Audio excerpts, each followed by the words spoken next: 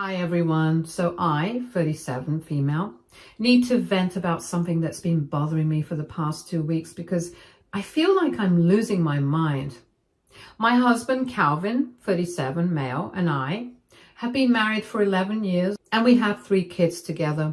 Life is not super fancy for us, but we do okay. Calvin works as a salesman for an electronics company and I run a small salon. We both work hard to keep things running smoothly for our family, and I'd say we've been a pretty good team for the most part.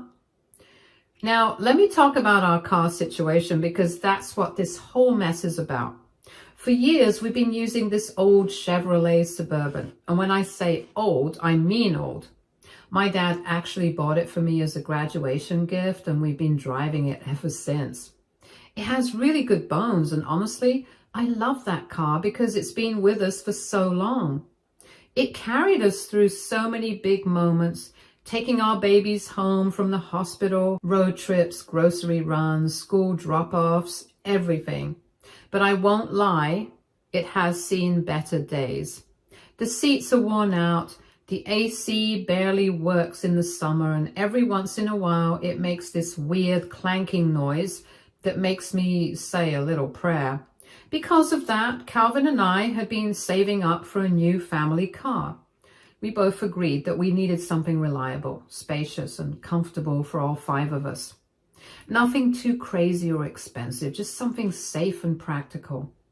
Every month, we would put aside a little money into our savings account, slowly working our way towards getting that car. It wasn't easy, especially with 3 kids, bills and unexpected expenses popping up, but we were making progress and I was so excited about finally upgrading.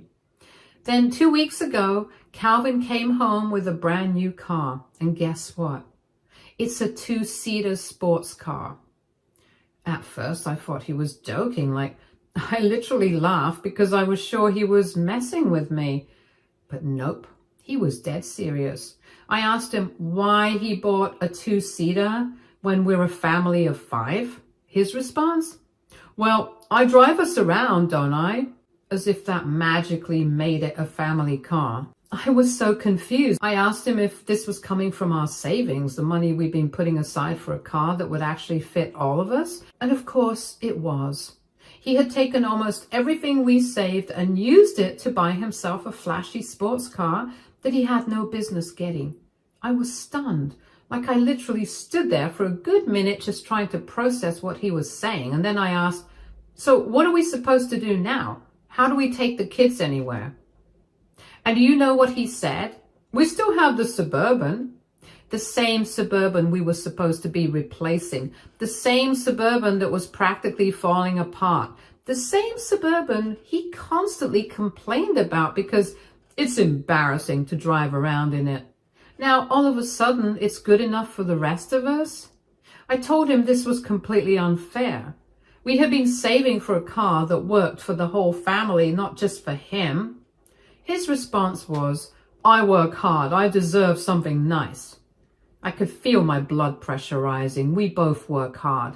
I bust my at my salon, juggling work, 3 kids, making sure everyone's fed, dressed, and alive.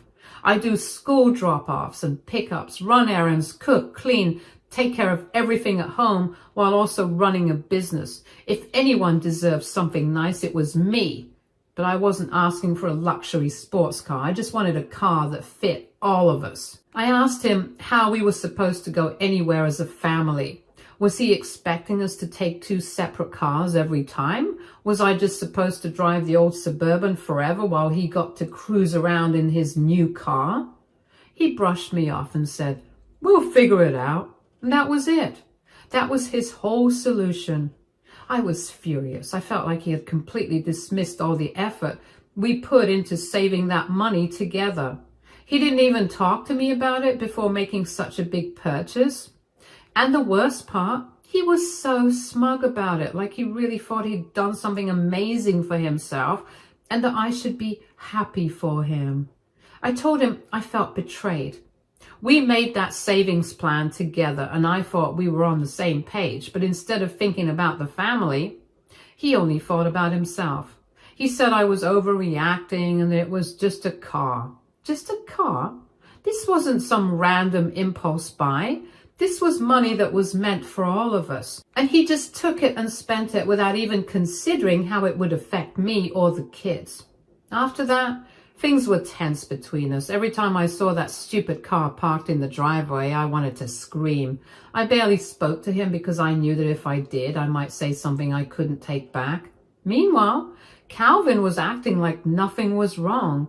He came home every day with that stupid little grin on his face, all excited about his new car. He kept trying to get me to take a ride in it, like that's supposed to make me feel better. Every time I said no, he rolled his eyes and said I needed to chill out.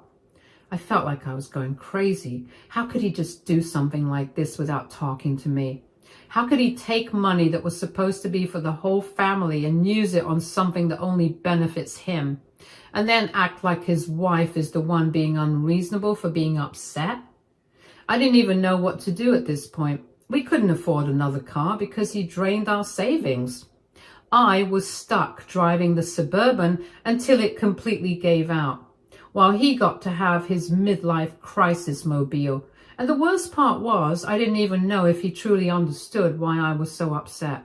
He kept making little comments about how I should be happy for him and that he deserves to have something nice for himself. I felt so disrespected. It was not even about the car itself. It was about the fact that he made such a huge financial decision without me. It was about the fact that he put his wants above our needs, and it was about the fact that he didn't seem to care how much this hurt me.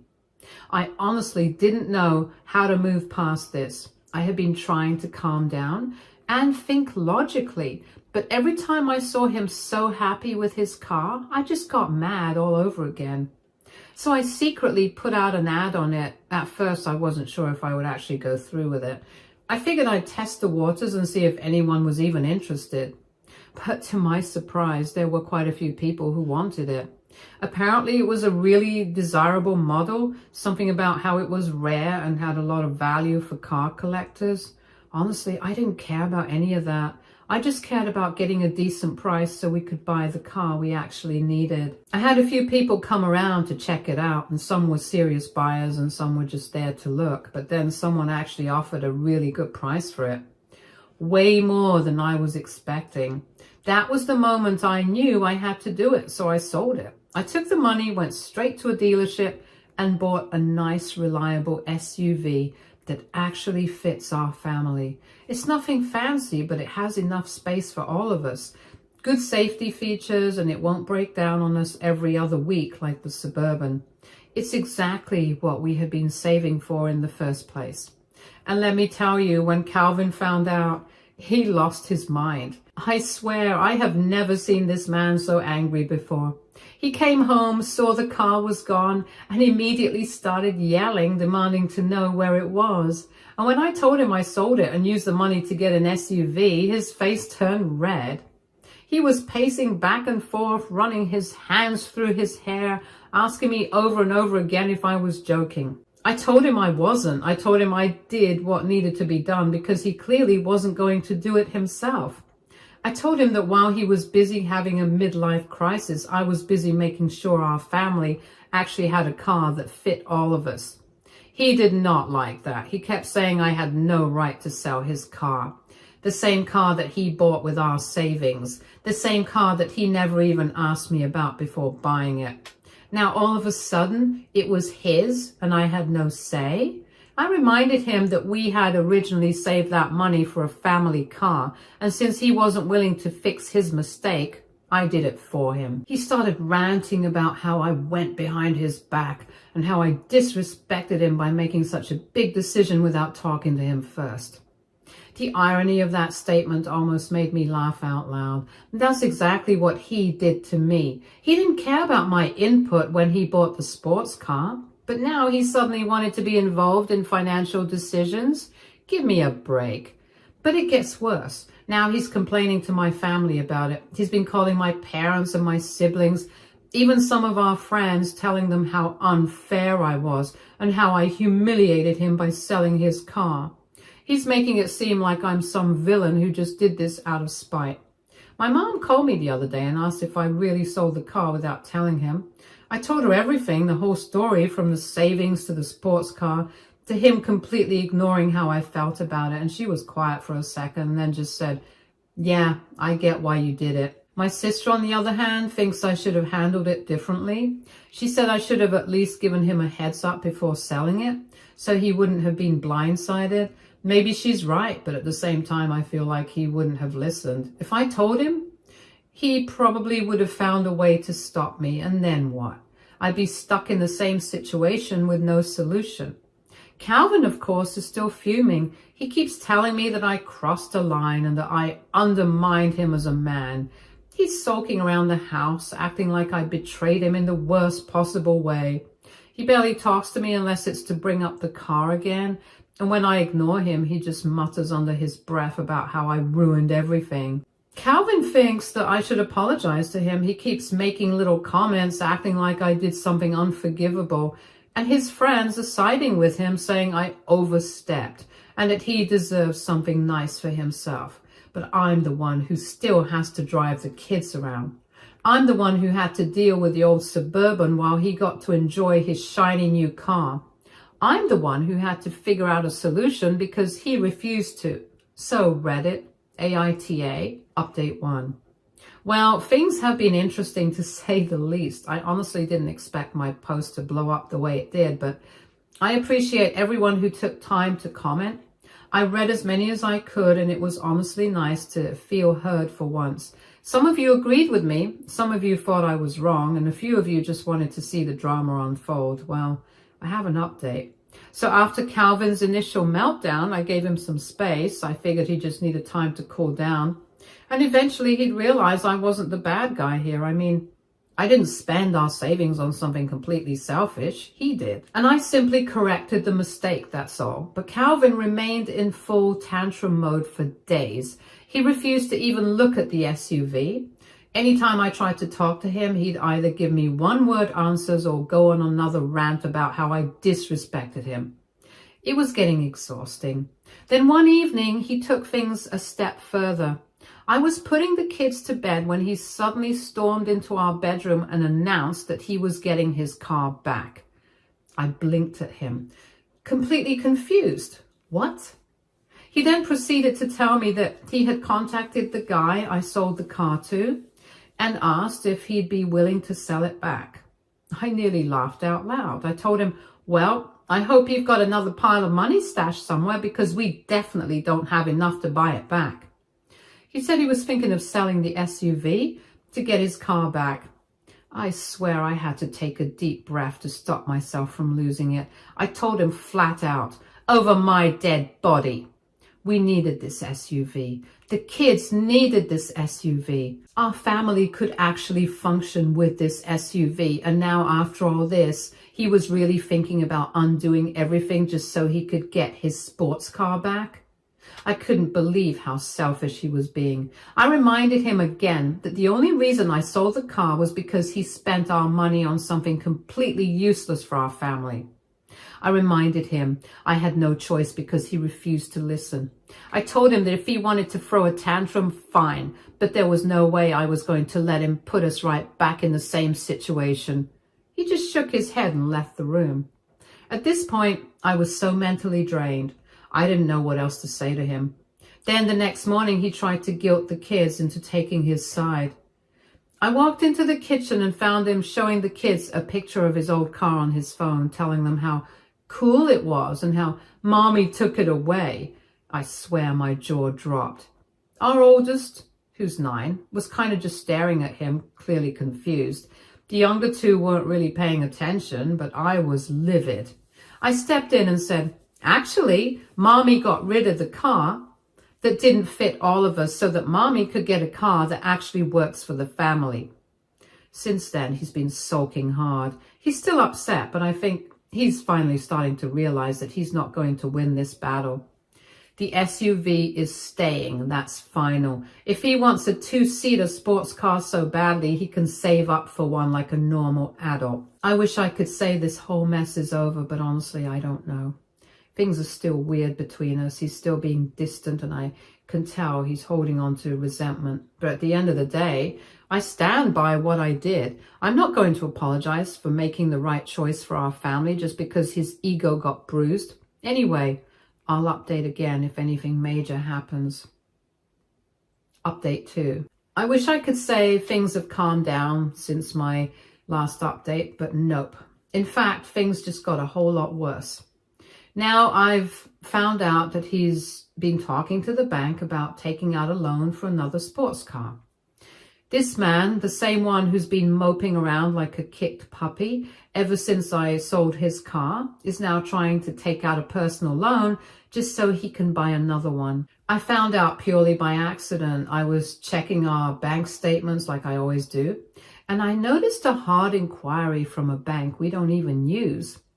At first, I thought maybe it was fraud or some kind of mistake, but then curiosity got the best of me, and I did some digging. I checked a few more emails, and after some back and forth, I finally got confirmation that Calvin had inquired about a personal loan.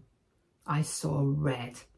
I waited until he got home from work, and I didn't even try to be subtle. The second he walked through the door, I yelled, "Why is there a hard inquiry on our credit report for a personal loan?" He immediately got defensive, asking why I was snooping through his financial business. I told him point blank, "It's not just your financial business. We are married. We share finances, and we already have a mortgage. Were you really about to take on more debt without even telling me?" That's when he tried to backpedal. He said it was just an inquiry and that he wasn't actually planning on taking the loan out yet.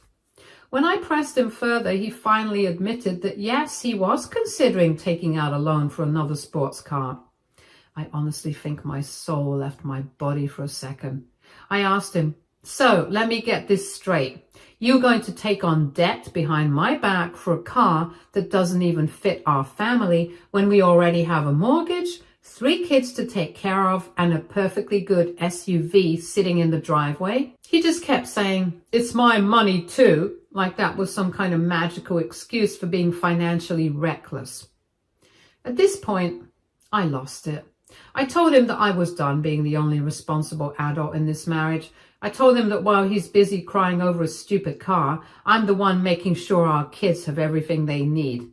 I'm the one running a business, managing our household, keeping our finances in check while he acts like an impulsive teenager. And you know what he said? He said, "Well, maybe if you hadn't sold my car, I wouldn't have to do this." I told him, "You don't have to do this, Calvin. You want to. There's a big difference." We went back and forth for a while, and eventually he got mad and stormed out. He was gone for a few hours, and when he came back, he barely spoke to me. Now we're in this weird, tense standoff where he's pretending like I don't exist. Honestly, I don't even care at this point. I'm so tired. This isn't just about a car anymore. This is about his entire mindset.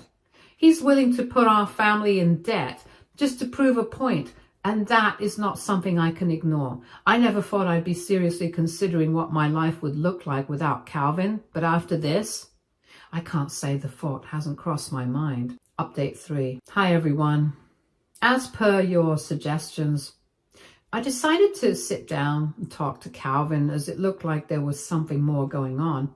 At first, he doubled down like always. He started ranting about how I disrespected him by selling his car and how he deserved to have something for himself. But this time, I didn't take the bait. I just looked at him and said, "Why is this car so important to you? What are you really trying to do here?" That shut him up. And for the first time since this whole mess started, he actually looked uncertain. After a long pause, he muttered, "I just feel like I've lost myself." I asked him what he meant, and he actually opened up a little. He said that ever since we had kids, he's felt like he's just a dad and a husband, like he doesn't have anything for himself anymore. He said he used to love cars when he was younger, and buying that sports car made him feel like he was getting a piece of that back. I get that, I do. I know what it's like to feel like you've lost yourself in family life. I've had moments where I felt like I was just mom and wife and nothing else. But you know what I didn't do? blow our savings on something selfish and then try to take out a loan behind my spouse's back. I told him, I understand what you're saying, but you're going about this the worst possible way. I told him that if he needed a hobby, we could find one that wouldn't destroy our finances. If he wanted to feel like himself again, he needed to figure that out without being reckless. But at the end of the day, he's a father and a husband, and that means he does not get to make huge financial decisions on his own. Then I gave him an ultimatum. I told him, either you let this car thing go and start acting like a responsible adult, or you pack your bags. I told him that I refused to stay in a marriage where I had to be the only grown-up. I refused to be with someone who will put a car above his family's well-being. And I made it crystal clear that if he took out that loan, we were done. I could tell he wasn't expecting me to be that blunt. He just sat there staring at the floor like he couldn't believe I was actually serious. A few days passed, and for a moment I thought he had finally let it go and that he wasn't talking about the car anymore, and things felt a little calmer. I really thought we might be moving past it, and then I checked our joint bank account. I saw a withdrawal for a down payment. I don't know what I was expecting, honestly. This man has been obsessed with this car nonsense for weeks now. I should have known he wouldn't let it go, but it still hit me like a punch to the gut. I confronted him immediately. I asked him, "Did you really just take out a loan for a car after everything we talked about?" He just said, "It's my money too," and that was it. That was the moment I knew we were done. I walked away, packed him a bag, and told him to leave. I told him he could go enjoy his new car, just not while living under my roof. He tried to argue, tried to spin it around on me, but I wasn't having it. I told him, "You made your choice, now live with it." And that was that. Calvin is currently staying with his brother. He's still mad, still playing the victim, still whining to our families about how I'm being unreasonable. I don't know if this is the official end of our marriage, but I do know one thing. I can't live like this. If he ever wants to come back, he's going to have to prove that he's actually willing to be a responsible partner. But honestly, I don't think he will. At this point, I'm just focusing on my kids and my own sanity. I didn't ask to be a single parent, but I'd rather do it alone than be married to someone who treats me like a doormat. So yeah, that's the update. Thanks to everyone who followed along with this absolute mess. I don't know what's going to happen next, but for the first time in weeks, I actually feel at peace. Update 4. Well, it's been a few months since my last update, and I figured I'd come back with a final update because, folks, it's over. After I kicked Calvin out, he'd been trying every trick in the book to get me to let him come home. First, he tried love bombing me, suddenly texting sweet messages, reminiscing about all our good times, even sending flowers, which I promptly threw in the trash. When that didn't work, he switched to guilt tripping. Think of the kids. They need both parents under one roof. Then he tried the victim card. I only did this because I feel like I've lost myself. And when that failed, he finally got angry. You had no right to kick me out. It's our house. Yeah, no, I'm not falling for any of it. Obviously, this whole thing has been rough on the kids. They're young, so they don't fully understand what's going on, but they do know that Daddy isn't living at home right now. I kept my explanation simple. I told them, Mommy and Daddy need some space to figure things out. I refused to badmouth Calvin in front of them, no matter how much of a selfish idiot he's been. He still sees them, of course. I'm not going to punish my kids by keeping them away from their dad, but I made it clear to him that until he gets his act together, we will not be living under the same roof. For now, he's still sleeping on his brother's couch, and his family is starting to lose patience with him. I feel lighter than I have in years. This whole situation made me realize just how exhausting it's been to carry this marriage on my back.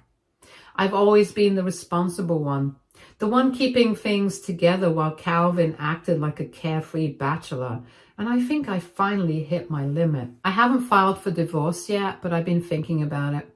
Calvin keeps saying we can work this out, but he still hasn't taken any accountability. He still sees himself as the victim in all of this, like I just randomly decided to ruin his life for fun. If he came to me and said, I messed up, I was selfish, I need to fix this, maybe I consider working things out. But at this point, I don't think he's capable of changing. So yeah, that's where things stand now. I don't know what the future holds, but one thing is clear. I'm never going to let anyone make me feel like I have to sacrifice my sanity for the sake of keeping a marriage together. Thanks to everyone who followed along with this mess. Wish me luck, because I think I'm finally ready to take the next step towards a life without Calvin. Update 5. Well, it's over. The divorce is finalized. Calvin is officially my ex-husband, and I can finally move on with my life. I don't even know where to start because the past few months have been a mess. I knew divorcing him wouldn't be easy, but I underestimated just how petty, childish, and downright exhausting he would make the whole process. At first, he refused to take it seriously. He really thought I was just going through a phase, like I would suddenly wake up one day and realize I had overreacted. He kept texting, trying to gaslight me into thinking I was being irrational. It was the same old lines he had been repeating from the start. Are you really throwing away our marriage over a car? And you just want to control me. At one point, he even tried to turn the kids against me, telling them that Mommy doesn't want Daddy around anymore. I shut that down really fast. Then, when he finally realized I wasn't playing around, he flipped. Suddenly he was angry. Suddenly he wanted to make the process as difficult as possible. He fought me on everything, the house, the car, the finances. He fought me on everything, the house, the car, the finances. He actually tried to go for full custody of the kids. I could have laughed. This man, who barely lifted a finger to take care of our children, was suddenly acting like Father of the Year. Thankfully, I got primary custody and he got visitation. The kids aren't exactly thrilled about going to his place. Apparently, he barely has any furniture, and he keeps complaining about how expensive everything is now that he has to take care of himself. So, yeah, that's it. Thank you for all the suggestions and comments. They helped me a lot through this.